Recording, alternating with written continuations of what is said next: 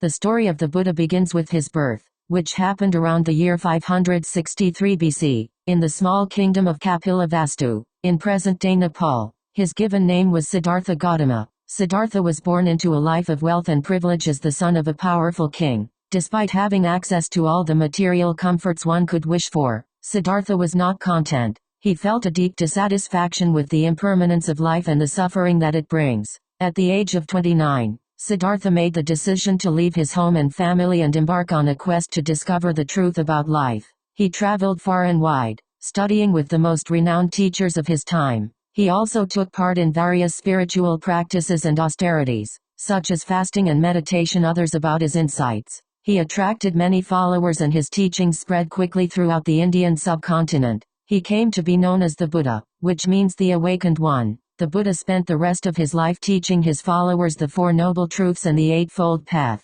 These are the core principles of Buddhism, and they provide a path to liberation from suffering. The Buddha's teachings were so profound and powerful that they have been passed down through the ages and are still practiced by millions of people today. The Buddha's legacy is one of compassion, peacefulness, and wisdom. After 6 years of searching, Siddhartha experienced a profound awakening. He realized that our suffering is caused by our attachments and desires, and that the only way to find true happiness is to free ourselves from these attachments. This is known as the Four Noble Truths, and it forms the foundation of Buddhist teachings. Siddhartha then began to teach. The Buddha died around the age of 80, at which point he had achieved complete liberation from suffering. His last words were, "Decay is inherent in all compounded things. Work out your own salvation with diligence." The story of the Buddha serves as an example of the power of wisdom and compassion. Through his teachings and his own personal example, the Buddha showed us that it is possible to free ourselves from suffering and live a life of peace and joy.